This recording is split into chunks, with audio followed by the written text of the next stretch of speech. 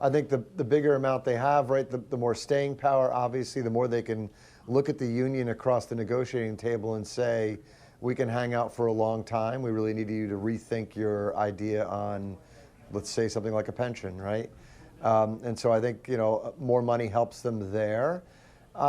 And look, the aerospace supply chain still isn't stable, right? So Airbus should be sort of moving towards 50 rate on A320 as they close out the year here. We're not seeing it. We're seeing them in the 40s still.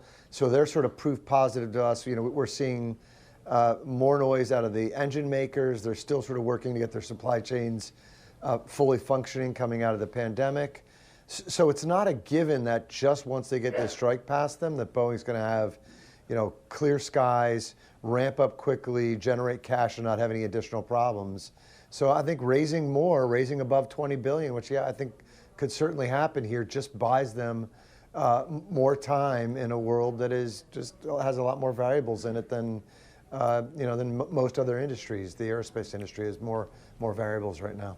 George, what are you hearing about this strike here? Has there been any movement here? Have they been able to narrow in on a topic or two or three? What are you hearing?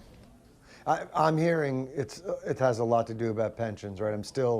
This weekend I'm hearing noise out of the unions on the West Coast, and that noise, I'm not trying to demean it. It's the commentary is probably a better way of putting it. Out of the union is really around a pension. Now, I have heard the machinist president say that if they can't give a pension, Boeing should be prepared to give somewhere else. So it sounds like there is flexibility, but it sounds like a lot of it has to do with retirement plans and what the union thought they lost a decade ago. They did lose the pension a decade ago, and they think they lost a very valuable benefit. And it sounds like there's a lot of focus on that right now.